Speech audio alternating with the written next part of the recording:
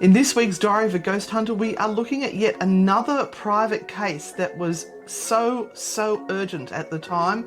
Also, what happens to us over the Christmas holidays and what we do. Do we stop? Do we slow down? What else did we talk about in this week's episode? We have a new site that we are offering now at Maitland Jail for a very limited time. And we'll tell you all about that in this week's episode of Diary of a Ghost Hunter. Welcome to the Diary of a Ghost Hunter podcast with your frightfully good hosts and paranormal investigators, Anne and Renata. Join the chaos weekly as we tell you what has inspired us, what cases we're investigating, what is driving us round the twist, and the true horror of what goes on in the background of being a ghost hunter. This is a frightfully good production.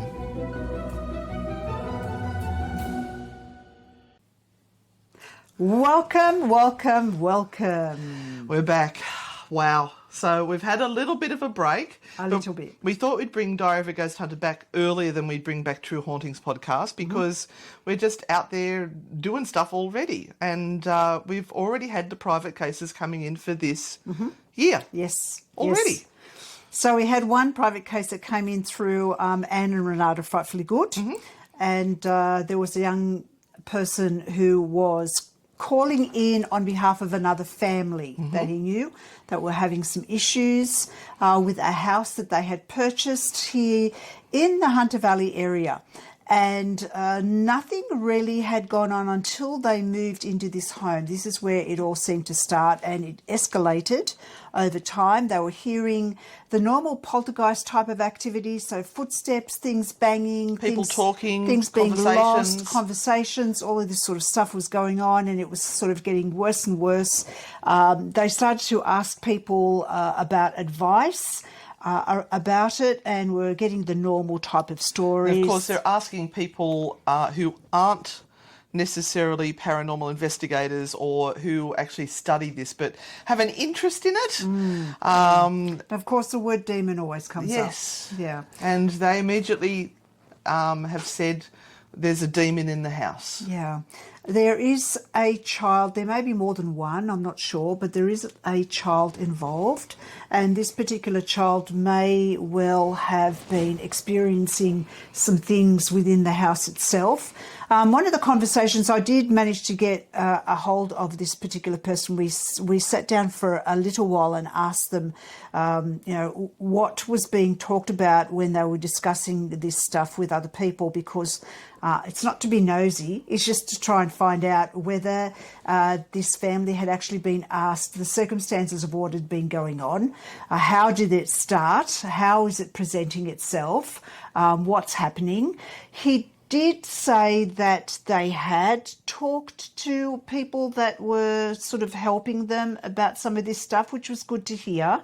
The one thing that was really difficult to hear was that one person did present themselves from another state to say that they would do a remote clearing for $400. And we went,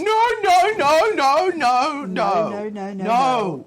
A remote clearing. So they basically, that person would sit in their home wherever they may be and visualize that they are clearing the house and removing the negative energy or the demonic force that is in there, and they would remove that without actually going and meeting the family, looking at the house or asking many questions, and then they would charge them $400 for it. Yeah. No.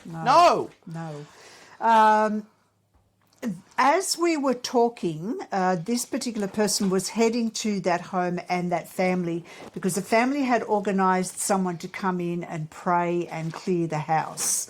And we sort of said to them, well, we're not going to interfere in that. See what happens.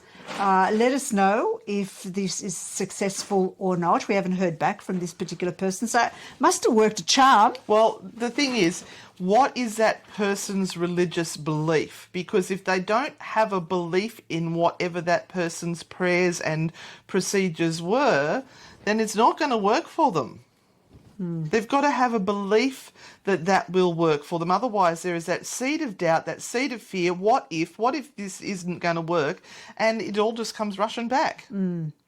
Now, interestingly enough, I was reading a post that was put up by a paranormal group in America, somewhere in America today. And they were reporting back that they are going back to a home that they investigated, which was a rampant portal, to the demonic world. Okay, yeah. And that they had been in and they had cleared some spirits there, which were really awful and terrible, and that part of their team had to literally step outside because they were being attacked by these demons. But apparently the job had not been done properly because some of them are back, and so now they are returning to do some more clearing. And I just kind of... Did you roll your eyes, Renata? Well, you kind of stop and you go, like, how many demons have we come across in the years that we have been doing this sort of stuff? None. I've come across one rather angry, nasty spirit. Oh no, I think they were just angry. Just angry. Just angry. No, because I'm not going to say nasty. That was their right. Yeah, because their home or space was being invaded. Yep. And they felt people were being disrespectful to them, so they acted up. And I'd do the same thing if someone came into my house and started running it as if it was their own. I'm going, hang on, this is my house. What the hell are you doing? Get lost. I get it. So I'm just wondering whether the word demon now is being replaced for just ghost or spirit, that it's just... Negative energy? Just negative energy, or it's just demonic, rather than just saying it's a ghost. Yeah, demons are more to do with religious beliefs in the modern day context, because originally demons in the ancient cultures were actually something that could help you. Think of the Golden Compass people. I'm not saying that demonic energies are helpful. This is just in the stories that have been told where people would make offerings to get help in certain situations. Yeah.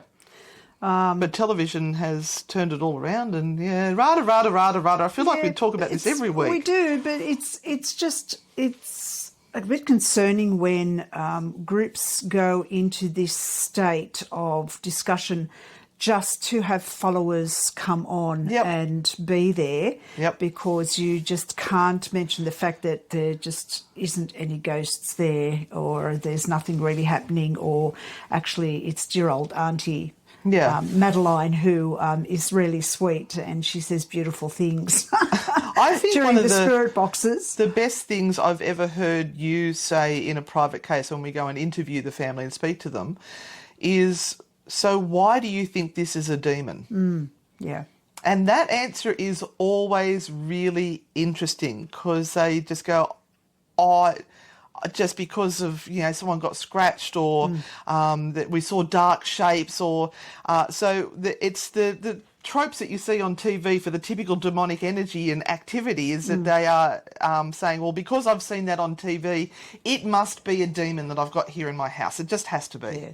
And that becomes so scary. I mean, the level of fear just goes up 1,000%, which is the thing that is really, really worrying, because you can't leave someone in that state of despair. It's really the wrong thing to do. And in this particular case, there was a child involved, and it was a young child who wasn't yet at school, and they were saying that it was they were behaving not in their normal way, and they were drawing scary pictures, and the first thing you said to them was what? Go and get the child checked out medically, just in case there's something medically not right. And how often do you think the people that watch the ghost hunting TV shows would say that to the family? I don't know. I would hope they do. I hope it would be the first thing out of their mouths. And really, we get people who would say to us, oh no, there's nothing wrong with them. We know there's nothing wrong with them. They're all fine. This is definitely a ghost or a demon that's in our house. And we have to stand our ground and say, well, look, I'm really sorry. You do need to go and get that medical check done before we can do anything else. Because that's a duty of care. It is. Yep. And we kind of, it's one of those real contractual agreements that we make as a partnership and with ourselves, and with that sense of care for the people that we're going out. Yeah. It's not about us gaining notoriety. It's about making sure that the family is safe. Yes. And that everyone is being looked after as they should. So, we might walk away and go, well, so they haven't called us. Yeah, and this they is haven't awful. talked to us. I hope that the prayers have worked. I do. hope that has solved the situation, Yeah. which may have soothed their souls, their situation, and that they don't feel they need to follow this any further. But my concern is that they're going to get somebody who's going to confirm that they have a demon in the house and terrify them further. I think they're at the stage that they're no longer staying in the house. They're that terrified. Yes, yeah, and we often get people who are at that point that they can no longer be in the home because they are just so scared. And they've quite often worked themselves up into that state. Oh, well, it's easy to. Yeah. It's absolutely easy to. When And then you kind have of a get that look feeling. at the videos on their shelves, and more often than not, it's all the horror movies. Yeah, absolutely. Now, we have a new site, as we mentioned before, at Maitland Jail. Yes, I don't think we could announce it last time we did the Diary of a Ghost Hunter. Now we can. Yep, and it's the old Lieutenant Governor's residence, and that's why the ghost tour is called The Residence. The Residence. And it has not been opened to the general public for over 20 years. It hasn't really been open to anyone. So this particular area of the jail is like, it's virginal land. No. We are the first ones going in and doing any sort of an investigation in that spot. And we spent yesterday cleaning up and doing a little bit of work, just a little bit of work. It needs a lot more. Oh boy, there is like a layer of grime and dirt and some dead animals, spider webs, cobwebs, rubble, mannequins. I wasn't going to say that to people. Oh, well, It was just there's going to be a mannequins. quiet little... We'll just say bits and pieces of mannequins. Yes, but it's an awesome site. It's got 3 floors, and we are going to be doing really in-depth investigations in there. We are. And poor Lisa yesterday. Lisa, who is one of our Patreons, our Grand Poobahs, and has just joined our team of helpers, she comes from Sydney, and she just happened to be at the jail and was there doing some tours and walking around, and the jail was just closing for the day, and she's walked out, and here we are pulling up with brooms and mops and everything, and she's gone, I'll help you. So we put poor Lisa to work, and she was so helpful, and of course we had Em in there, and Roman came to help, and Scott brought down a beer for Roman, which I thought was really nice. Yep. Not anything for us, but that's okay, Scott, we'll forgive you. We had to send Em around to get us some drinks because we were slightly parched. Oh, it was hot. It was hot. We were removing wasps' nests and spider webs, and because, I mean, I know we all love to go into these buildings that are sort of dusty and dirty and have got spider webs and everything everywhere. But when you are dealing with the public, you have to do some of the things Due that diligence. will just make sure that everything is okay. No holes in the floor, all of that sort of stuff. So that's something that we're covering over the next few days, because our first tour is actually sold out. Yeah. It's sold out from it being put up one afternoon to the following morning, it being sold out. Because so thank you to you all. Yeah, we're keeping this one a smaller tour than what we do with the Maitland Jail tour, because we want people to have a more intimate experience in this building, and we're going to be doing some seance work within this building, which we don't do on our Ghost Hunting 101. And we actually did a trial run last night and had some very interesting activity, particularly because I don't call myself a psychic or a medium, but I pick up on songs and things, and I had pop into my head Old Lang Syne. So I popped it on, and the bagpipes started roaring, and the table went berserk. It went nuts. So we have a feeling that whoever is there may have had some Scottish heritage, and whenever we played something that had the bagpipes or the Scottish sort of sound to it, the table got very excited. Yes. Very excited. And so this site is completely new to us as well. We haven't been in there doing a lot of psychic work. We've had team members go in to be shown around, and some of them have reported back that they have been followed. They have heard footsteps. They have seen dark shadows. And They've some of them seen were touched. someone coming out of a cupboard. So they have already been seeing things in there in the small period of time that they have had in there. But we will be discovering the ghosts along with the general public that we take in. Yeah, but I think of it this way with this particular building. Why would the Lieutenant Governor's house be haunted? It was made the guards area where they went in and they prepared for the shift, and then they sat down and they debriefed, and it was sort of they got out of the jail and got into a safe place. Now, if you were a prisoner in that jail, to me it would be one of the most hated buildings. You would hate the people that were in there, and you would wish them ill will, and as a spirit, you've then got the ability to move around the jail wherever you want. Yes. I'd be heading into that area and bugging the bejesus out of whoever was left in there. And then when the jail has shut down and then only reopened up to the part that the public have been touring, this place has been a quiet, still place. So any of the entities that wanted to get away from the general public would find refuge in this abandoned building. But we've disturbed that. We've disturbed them, and I reckon they're going to be pissed with us. Yes, we might have some demons. Oh, we might have demonic energy. There'll be 666 carved into a wall somewhere. I know. We should do that. Well, there's already this weird handprint on the floor, Yeah. this handprint that's there, and it sort of Long and elongated. slides down the floor. So Yeah. who knows what that is. But yes, so that's going to be really interesting. That'll keep us busy. Yep. We've got another tour, another venture coming up with Isaac Butterfield and his wife for a episode of The Devil's Advocate coming up. We're going to be filming first week in February in a spot in Sydney, in and around Sydney. Yeah, keep an eye out because there will be an episode that's going to be coming out in the next week or so that we filmed in December. Yep. So there is a new episode coming of that. So make sure you get over into Isaac Butterfield's channel on YouTube and subscribe. And make sure you're on our channel as well, please, because we need to build our channel. And that's the way you can pay us back. If you just subscribe and watch our videos and comment on them, please make a comment because that really helps with the algorithm, and YouTube will say, oh, people are enjoying this. They're taking the time to comment, and they'll put our videos up further and further. We've got more video footage coming out of our trip that we did to Queensland in winter last year. That's just about finished uploading. We've got our UK adventures, our Ireland adventures, and then we've got our New Zealand adventures. So there's lots of our Ghost Granny misadventures coming up that you can watch on YouTube with us. But I want to know, Renata, we had time off. What did you do when we had time off?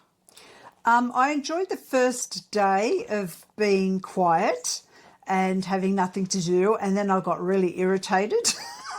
Yes. And I thought, I've got to do something. So I started to research, and I think we've got about 20 topics for true hauntings that I was busily researching. And then I got into making some more puppets. Where can people buy your puppets? From my Facebook page, Tarot Queen. Tarot Queen. Yeah, so TAROTQUEEN. You can find me there, and my puppets are on there.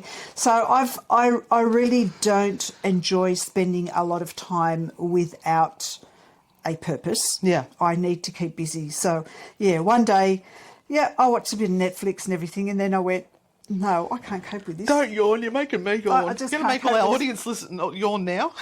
I need to be busy. So I started putting stuff up on Facebook and catching up with the True Hauntings page, all of this sort of stuff, and just went a bit wacky and crazy. Yeah, I sort of went hell for leather right up until after Christmas. Then we've all jumped in the car, driven out to Megalong Valley to celebrate my husband's 60th birthday and my son's 30th birthday together as a family. First family holiday. we made the mistake of picking a place where the floors were very thin. We could hear the children upstairs going thump, thump, thump, thump, thump, thump, thump, thump, thump. So they'd wake up about 7 o'clock in the morning, and the 18-month-old baby would wake up at midnight and 3 a.m. So we had no sleep. And then they all left a day early, which was lovely. And then I sort of went into a bit of a meltdown because all of a sudden there was no noise. It was stillness. We were in the country, in the mountains with the fog and the cows, and there was no TV, and we had the internet, but I got really jittery, really jittery. Yeah. And it took me a little while to go, oh, this is what relaxing is. I didn't understand what it was, and I don't like it. No. I needed things to do. It wasn't good. But in 3 weeks' time, I'm off for another adventure without you. Yeah. I'm going on the COVID boat. The COVID boat. Going on a cruise. I don't think it's Yes. terribly wise, but the money's been paid. We're going to go. We'll just hide in the cabin. That'll be fun. We'll just hide there. Right. Yeah, that's what For they 2 all weeks. say. That's what they We've all got say. We've got a balcony. We'll be fine. Oh. I'll just go send Roman out to get alcohol and cheese and bickies. We'll be fine. So what have we got coming up this week? We're still kind of getting back to things. Monday, which we're recording on Sunday, so Monday really is the day everyone starts to go back to work. So we have a True Hauntings episode coming out this Friday. Friday the 13th. We go back to Spooky Sundays the following Sunday. We've got an all-nighter on Friday night. We have an all-nighter on We've got the Friday Maitland night. Jail 101 tour, and then we go straight into the all-nighter. So we're going to be Fun times. absolutely rooted next weekend. I could have said worse. Our first Spooky Sundays is going to be awesome. Yeah. And we had people ringing up for tours for last weekend, and we sort of said that nowhere's really open at the moment. Everything's sort of shut down for that Christmas break, so there were no tours, although you did do 3 tours in between Christmas and New Year, and they were all sold out. Absolutely. So, the craziness starts again, but we need your help. We need to build our channel. We need to build what we're doing so that we can make this our livelihood. And just by watching it and sharing it, you are helping us out. We really appreciate the time that you support us, and you sending us messages keeps us going. Thank you to all the people who sent us Christmas cards. We achieved our goal, and we filled our Piece of string. That we How put long up. is a piece of string? That long. About 20 Christmas cards long. And that was a real thrill to know that people took the time to do that.